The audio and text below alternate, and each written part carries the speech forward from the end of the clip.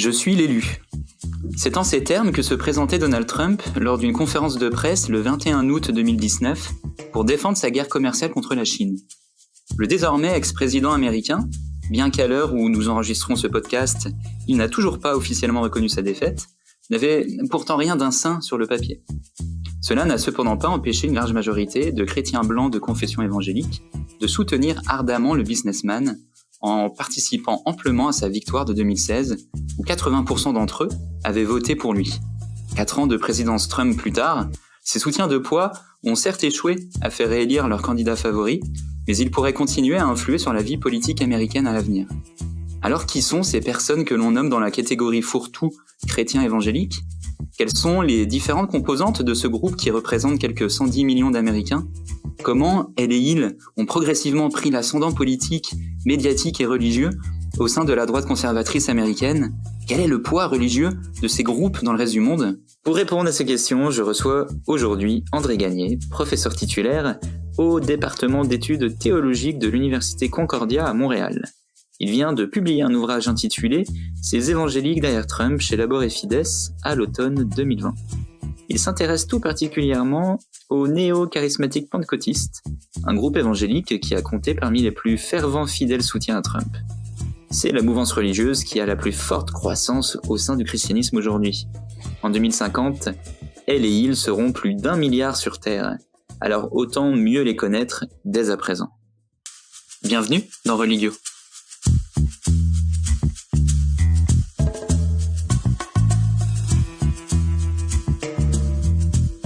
Pour commencer, est-ce que vous pourriez revenir pour nous sur le parcours intellectuel, dire ce qui vous a mené à développer une réflexion autour de la droite religieuse, des évangéliques, mais aussi je sais que vous êtes intéressé à la radicalisation et à la violence religieuse. J'ai travaillé, bien sûr, la question de la radicalisation et de la violence religieuse, et ça fait plusieurs années que je m'intéresse à cette question, et plus particulièrement lorsqu'il s'agit de l'intérêt porté pour la droite chrétienne, particulièrement aux États-Unis. Mon intérêt s'est davantage développé suite à l'élection, bien sûr, de Donald Trump en 2016. Et comme vous l'avez bien mentionné en introduction, il y a eu une forte composante de groupes que l'on appelle évangéliques, cette catégorie qui est un peu générale pour décrire une forme de protestantisme bien actif aux États-Unis et un peu partout dans le monde.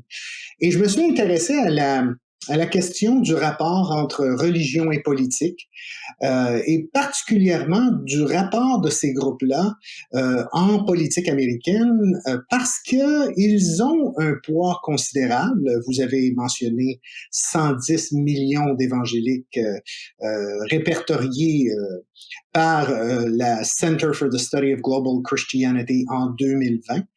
Et j'ai bien sûr tenté de comprendre pourquoi ce soutien à Donald Trump et depuis quand est-ce que ces évangéliques de tendance néo-charismatique pentecôtiste, depuis quand sont-ils présents dans le paysage américain?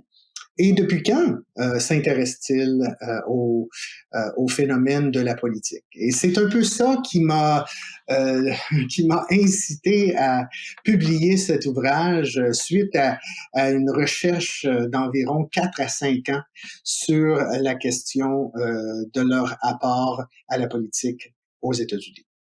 Justement, vous l'avez mentionné. Dire les évangéliques, c'est un peu, vraiment dire une catégorie un peu fourre-tout, c'est vraiment général.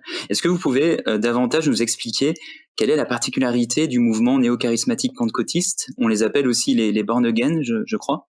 D'abord, et c'est bien de le préciser que les néo-charismatiques pentecôtistes sont souvent compris comme étant une frange de l'évangélisme. L'évangélisme a été souvent décrit dans des catégories un peu générales. Il y a bien sûr David Bibbington qui a parlé d'une espèce de caractéristique de l'évangélisme.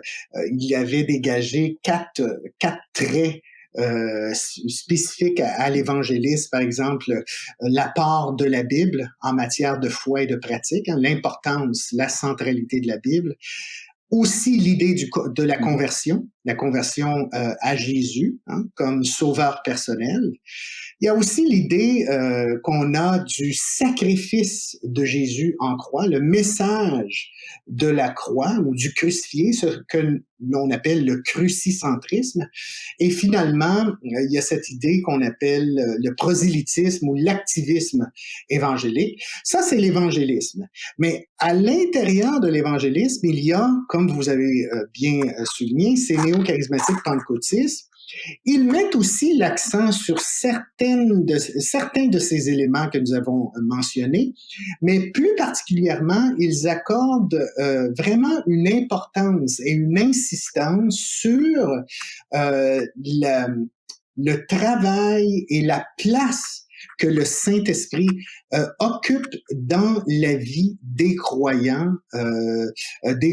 qui sont bien sûr born again, qui ont vécu une expérience de transformation par le Saint-Esprit, et aussi sur l'idée de ce que nous appelons les charismes ou les dons de l'Esprit. Et parmi ces charismes, bien sûr, il y a un charisme que les gens sont familiers ou entendent parler souvent, cette idée de glossolalie, hein, ou le parler en d'autres langues, mais il y a d'autres choses telles que la prophétie, les guérisons, les miracles, le discernement des esprits, et ainsi de suite. Hein, toute l'idée, bien sûr, de la prophétie où on relie l'aspect de révélation, où Dieu peut se révéler personnellement à des individus ou révéler sa volonté à des individus. Et c'est la caractéristique principale des néo-charismatiques pentecôtistes. On met l'accent sur le Saint-Esprit et sur les dons de l'Esprit qui finalement aident les croyants dans leur marche spirituelle de tous les jours. Alors, on va revenir un peu plus tard dans l'émission sur les dons de l'esprit, justement, et ce langage un peu particulier que vous évoquez.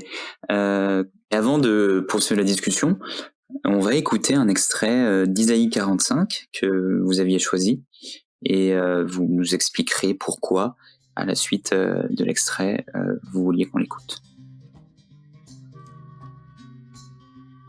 Je dis de Cyrus, il est mon berger, et il accomplira toute ma volonté. Il dira de Jérusalem qu'elle soit rebâtie, et du temple qu'il soit fondé. Ainsi parle l'Éternel à son oint, à Cyrus, qu'il tient par la main, pour terrasser les nations devant lui, et pour relâcher la ceinture des rois, pour lui ouvrir les portes, afin qu'elles ne soient plus fermées. Je marcherai devant toi, j'aplanirai les chemins montueux, je romprai les portes d'airain et je briserai les verrous de fer. Je te donnerai des trésors cachés, des richesses enfouies, afin que tu saches que je suis l'Éternel qui t'appelle par ton nom, le Dieu d'Israël. Pour l'amour de mon serviteur Jacob et d'Israël, mon élu, je t'ai appelé par ton nom. Je t'ai parlé avec bienveillance avant que tu me connaisses. C'est moi qui ai suscité Cyrus dans ma justice, et j'aplanirai toutes ses voies. Il rebâtira ma ville, et il libérera mes captifs, sans rançon ni présent, dit l'Éternel des armées. Ésaïe 44. Verset 28. Ésaïe 45, versets 1 à 4. Donc, on vient d'entendre dans cet extrait l'évocation du roi païen Cyrus. Et ce que vous expliquez dans votre livre, c'est que Trump fut comparé à ce roi par ses soutiens, par les néo-charismatiques, et il a été considéré comme l'incarnation contemporaine de Cyrus. En quoi est-ce que Trump, parce que quand on pense à la figure que Trump est, on a du mal à s'imaginer qu'il puisse représenter une incarnation d'un personnage biblique quand même assez important. En quoi est-ce que ces fidèles supporters néo-charismatiques pentecôtistes se sont retrouvés dans Trump? Oui, hein, c'est en fait le personnage qui a retenu l'attention le plus souvent dans les médias généralistes, cette idée que Donald Trump serait un Cyrus des temps modernes. Vous savez, la question se pose surtout en lien avec le fait que Donald Trump ne semble pas incarner les valeurs judéo-chrétiennes. Et on se demande souvent pourquoi les évangéliques ont pu soutenir quelqu'un comme Donald Trump qui n'est pas l'exemple du parfait chrétien. Et la réponse vient justement de cette idée-là du Cyrus. Cette idée a été popularisée en lien avec Donald Trump par un individu du nom de Lance Wallnau, qui est un entrepreneur chrétien, mais qui est aussi un dirigeant dans ce monde néo-charismatique pentecôtiste assez influent et qui est souvent reconnu comme étant un prophète. Et Lance Wallnau, un peu avant l'élection de 2016, aurait, et c'est ce qu'il raconte en fait lui-même, il a même écrit un bouquin autour de cette question de Trump comme étant Cyrus, un bouquin qui s'intitule God's Chaos Candidate, hein, le candidat chaotique de Dieu. Et dans son bouquin, Lance Wallnau explique qu'à un certain moment donné, il réfléchissait sur la question des élections, sur Donald Trump, sur les candidats, bien sûr Hillary Clinton, et il s'est senti dirigé, hein, il s'est senti inspiré par l'Esprit Saint à voir dans la Bible, aller voir en fait ce passage du livre d'Ésaïe au chapitre 45. Et c'est là qu'il a, bien sûr, il a pris connaissance, et il savait déjà qu'il y avait ce personnage de Cyrus, hein, qui est un roi perse qui a vécu au 6e siècle avant notre ère. Et Cyrus est mentionné, comme vous l'avez bien lu, et Dieu l'appelle son berger, Dieu l'appelle son élu. Le mot ici qui est utilisé, son oint, qui est le mot qui équivaut à l'expression Messie, son Messie. L'élu de Dieu. Oui, l'élu de Dieu, essentiellement. Et Wallnau est venu à la conclusion que on était dans l'année où nous allions voter pour le 45e président des États-Unis, et il s'est senti dirigé à lire Ésaïe 45. Voyez-vous, il a fait la correspondance entre Ésaïe 45, 45e président des États-Unis, et a lu aussi dans le personnage, ou a vu dans le personnage de Cyrus une espèce il a vu Trump un peu dans ce personnage, parce que Cyrus était un roi païen.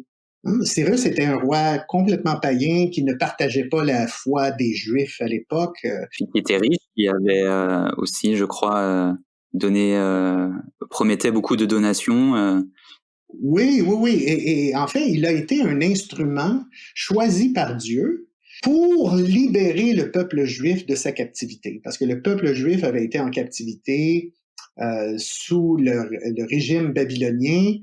Bien sûr, les Perses ont conquis les Babyloniens, et Cyrus a permis aux Juifs qui avaient été retenus en captivité pendant plusieurs années à retourner dans leur pays et à reconstruire leur temple qui avait été détruit par les Babyloniens. Et on se dit, bon, Cyrus, figure de libération, païen, ça veut dire que Dieu peut choisir qui il veut pour accomplir sa volonté, et Dieu allait aussi choisir Donald Trump, malgré ses imperfections, pour accomplir sa volonté pour son peuple. Non seulement pour le peuple juif, parce que, bien sûr, Trump a entretenu un rapport, un excellent rapport, en fait, avec les Juifs, avec l'État moderne d'Israël, en permettant, bien sûr, le rapatriement ou le déménagement de l'ambassade de Tel Aviv à Jérusalem. On y reviendra, j'imagine, mais aussi permettant, c'est aussi l'idée de défendre aussi le peuple de Dieu, qui est compris comme étant l'Église en Amérique, et se faire le champion de la liberté religieuse des chrétiens qui se sont pendant des années sentis lésés sous la présidence d'Obama. Ça veut dire que c'est une espèce d'ami, hein, des croyants, et c'est quelqu'un qui va restaurer les valeurs judéo-chrétiennes en Amérique. Mais alors, maintenant qu'on peut dire que Trump a été battu par Joe Biden, quel rôle va pouvoir garder Trump au sein du mouvement évangélique, et est-ce que les néo-charismatiques ne vont pas essayer de le remettre sur la scène politique? Est-ce que ils vont continuer à le soutenir? On sait qu'il y a quand même aussi beaucoup d'autres personnalités, d'autres leaders, voire même leaders. On va reparler un peu plus en détail là de Paula White Cain, par exemple. Est-ce qu'on peut imaginer que les évangéliques vont vouloir continuer à vraiment peser sur le plan politique et social aux États-Unis comme ils ont pesé depuis 4 ans? Bon, c'est une excellente question. L'après-Trump, parce que vous savez, plusieurs personnalités qu'on dit des personnalités prophétiques dans le mouvement néo-charismatique pentecôtiste de tendance évangélique là, aux États-Unis avaient prédit la victoire de Trump, avaient prédit un second mandat pour Trump. Mais ça ne s'est pas produit. Bon, on a toutes sortes d'explications pour cela. On a trouvé toutes sortes de raisons pourquoi ça semble pas s'accomplir. Encore une fois, certains d'entre eux espèrent un revirement. Hein? On parle beaucoup, on a parmi ces milieux-là, dans ces milieux-là qui ont soutenu Trump, on parle beaucoup de corruption, de fraude électorale, que l'élection a été volée. Hein? On utilise un peu la même rhétorique que Trump utilise pour expliquer sa défaite. Trump n'a pas été réélu malgré les prophéties de plusieurs manières. Et je vais les énumérer parce que c'est important pour les gens de comprendre comment les leaders charismatiques et pentecôtistes s'en sortent. Hein? Lorsqu'il y a justement des choses qui ne vont pas selon leurs prévisions. D'abord, il y a l'idée, comme on a dit, qu'il y a une fraude et que cette fraude sera exposée et que finalement Trump sera l'élu, hein, il sera réélu et on démontrera qu'il y aura eu fraude. Mais parmi ceux qui finalement ont commencé à admettre qu'ils s'étaient peut-être trompés, on justifie le fait que les prophètes, dans la conception des prophètes à l'intérieur du Nouveau Testament, les prophètes peuvent parfois se tromper et que toute prophétie doit être évaluée et doit être jugée. Et on cite plusieurs textes bibliques pour finalement légitimer ça. Mais on explique aussi le fait que Trump n'a peut-être pas été élu parce que Dieu voulait servir une correction à ceux qui l'ont soutenu à tel point qu'ils l'ont idolâtré. Qu'ils ont idolâtré Trump et qui ont mis Trump sur une espèce de piédestal et que seul Dieu doit être celui qui est adoré. Et c'est une leçon, ça aurait été une espèce de leçon pour l'Église, une leçon d'humilité, que l'Église doit s'appuyer strictement sur Dieu et doit seulement adorer Dieu et pas un être politique. Ça, c'est une autre manière d'expliquer là, comment ça se passe. Et finalement, il y a un autre aspect qui ressort dépendamment de à qui vous parlez dans ces milieux-là, qui vont dire que Trump n'a pas été élu parce qu'il doit lui-même, Dieu veut que Trump se convertisse ou change son comportement. Parce que Trump lui-même est rempli d'orgueil et Dieu voulait lui retirer la présidence afin qu'il se tourne vers Dieu et reconnaisse que Dieu est celui ultimement qui a permis à Trump d'être dans cette position de leadership sur le plan de la présidence aux États-Unis. C'est-à-dire qu'on explique ça de différentes manières. Bon, est-ce qu'on va essayer de pousser Trump pour 2024? Bon, Trump a laissé entendre peut-être qu'il y aurait possibilité pour lui ou il envisagerait peut-être de se représenter en 2024. Bon, c'est une possibilité, on ne le sait pas. En même temps, les néo-charismatiques pentecôtistes qui ont été près du pouvoir américain, qui ont prophétisé justement que Trump allait être réélu, ben, ils ont perdu du moins une certaine crédibilité dans l'opinion publique, hein, en général.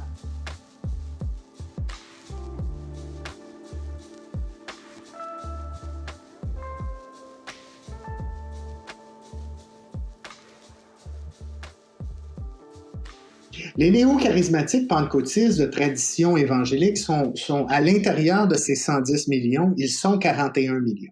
Mais c'est quand même, ça constitue 10 à 12% de la population américaine. Hein? Ça demeure quand même une frange importante de l'électorat.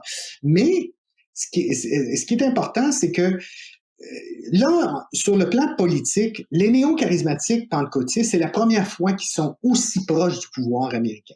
Les évangéliques, eux, les évangéliques traditionnels, ils ont goûté à la question du pouvoir du pouvoir politique américain. Dans les années, par exemple, au milieu des années 70, il y a eu l'élection de Jimmy Carter, qui était lui-même un born again. Dans les années 80, il y a eu une mouvance qu'on appelle la Moral Majority, qui ont fait élire à 2 reprises Ronald Reagan. Dans les années 2000, on a eu George W. Bush qui se considérait aussi comme étant un born again. C'est-à-dire que les évangéliques traditionnels qui ne sont pas nécessairement issus de la mouvance néo-charismatique pentecôtiste, eux vont continuer à travailler, hein, à se trouver un candidat qui va bien sûr être possiblement un candidat républicain, parce qu'on s'entend là, que la droite religieuse ou la droite chrétienne, elle s'est cooptée le Parti républicain aux États-Unis. Eux vont continuer. Mais les néo-charismatiques pentecôtistes, ils vont possiblement tenter de continuer à s'allier avec la droite chrétienne, mais peut-être qu'ils vont prendre une place plus modeste, en raison que les leaders néo-charismatiques pentecôtistes étaient vraiment à l'avant-scène sous la présidence de Trump. Hein? Ils étaient vraiment, vraiment à l'avant-scène. Mais là, avec ce qui s'est produit, on va peut-être prendre une place un peu plus modeste et ces gens-là vont possiblement se tourner davantage vers leurs réseaux transnationaux parce que la mouvance néo-charismatique pentecôtiste, c'est une mouvance qui est globale, vont se tourner vers des réseaux transnationaux et chercher à influencer des pays, des gouvernements, possiblement, avec la même visée qu'ils avaient, la même visée politique qu'ils avaient pour les États-Unis, mais ailleurs, les aidant ces pays à possiblement éviter les erreurs qu'eux ont fait aux États-Unis. Voyez-vous?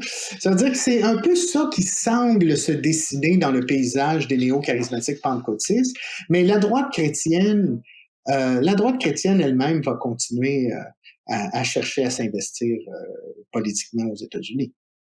Et donc le projet politique dont vraiment tout le monde a peur, on prête souvent aux néo-charismatiques pentecôtistes l'idée qu'ils voudraient instaurer une théocratie aux États-Unis. Vous pensez que c'est pas demain la veille quand même que ça va arriver?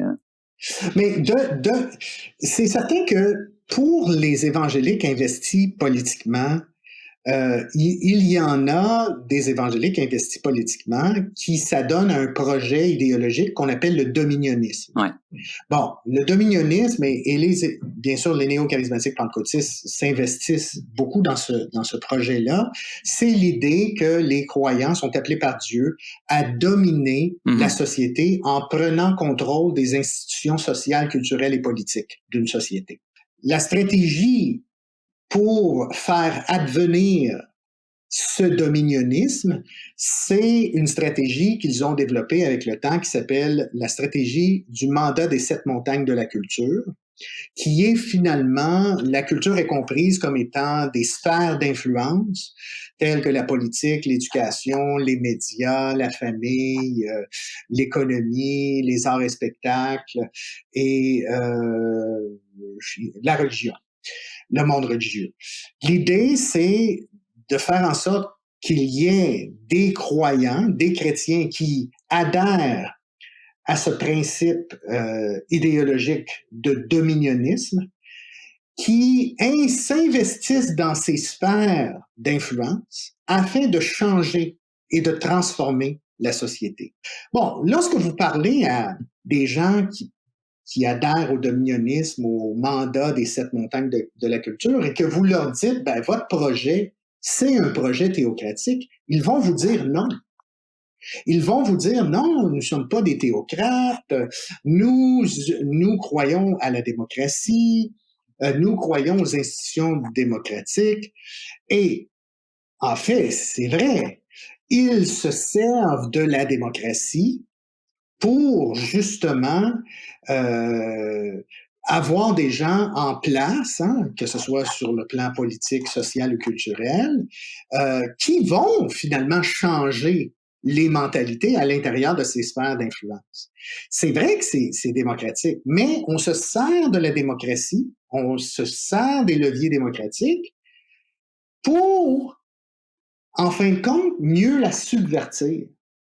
Parce que ce qu'on fait avec cela, c'est que lorsqu'on a des gens où on les veut, ben, on peut changer les politiques d'un pays. Voyez-vous?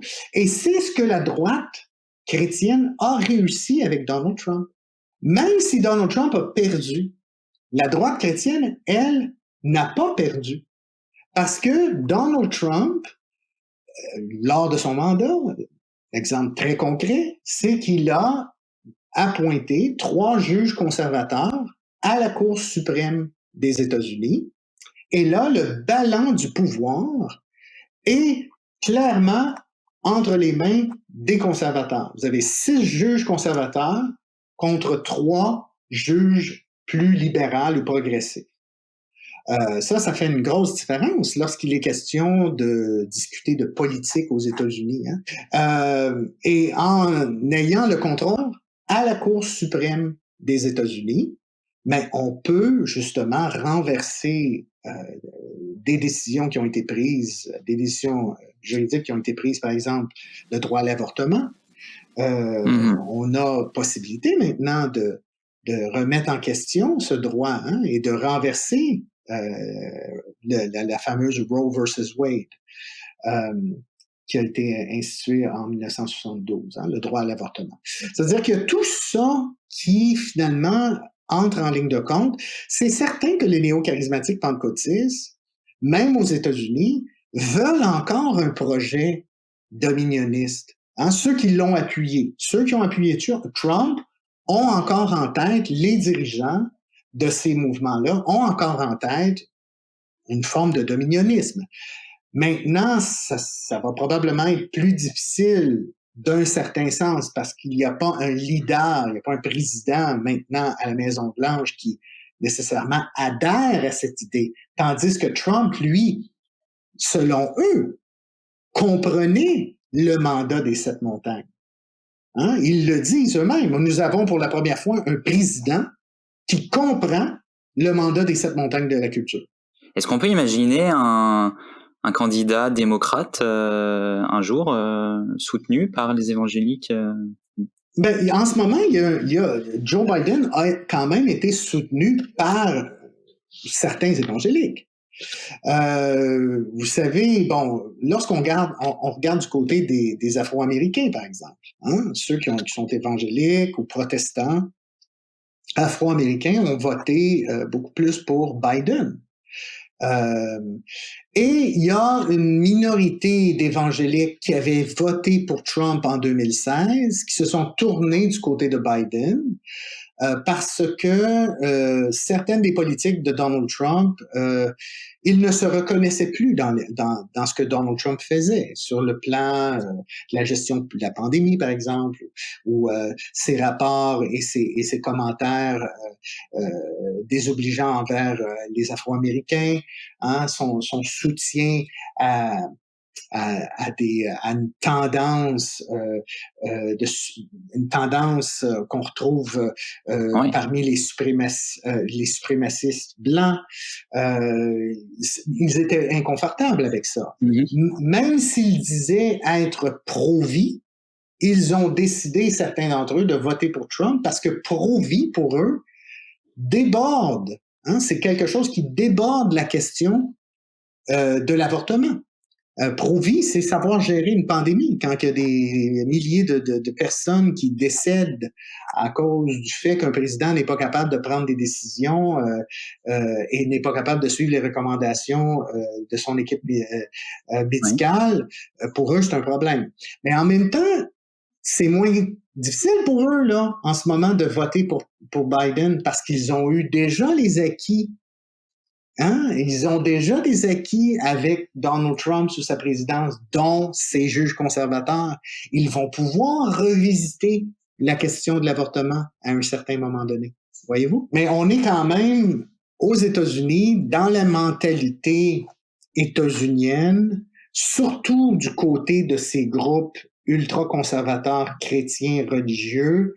C'est presque inconcevable d'être un chrétien et voter démocrate.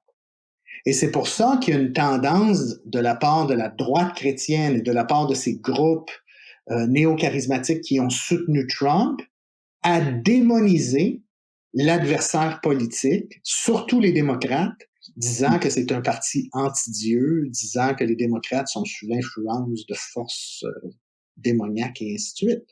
Quand vous dites que c'est difficile aujourd'hui, en tant que chrétien, de voter démocrate, ça veut dire que Joe Biden, lui, pourtant, s'est toujours affiché comme catholique, même au sein des catholiques, c'est pas forcément les croyants catholiques américains n'ont pas forcément suivi la candidature de Biden.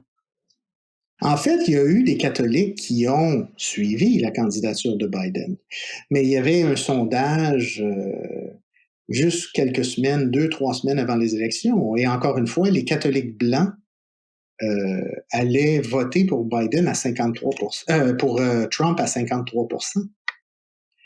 C'est-à-dire qu'on va retrouver souvent du côté des catholiques un peu les mêmes appartenances religieuses parmi les minorités. Ils vont se retrouver parfois plus du côté des démocrates. Mais, bien sûr, comme je vous dis, pour ceux qui ont soutenu Trump, pour ces ultra-conservateurs de la droite chrétienne qui ont soutenu Trump, pour eux, Biden, c'est pas le reflet du chrétien pour lequel ils devraient voter. Parce que pour eux, le Parti démocrate, ce n'est pas un parti qui adhère selon leur conception de qu'est-ce que le christianisme. Ce n'est pas un parti qui adhère aux principes judéo-chrétiens qu'ils partagent. Et si jamais vous avez envie de prolonger la réflexion sur le sujet, je vous invite fortement à vous procurer le livre d'André Gagné, Ces évangéliques derrière Trump, paru chez Labor et Fides en septembre 2020. Merci à André Gagné, merci à la chaire de recherche Droit, Religion et Laïcité de l'Université de Sherbrooke, merci au Sodrus et à très vite pour un nouvel épisode de Religio.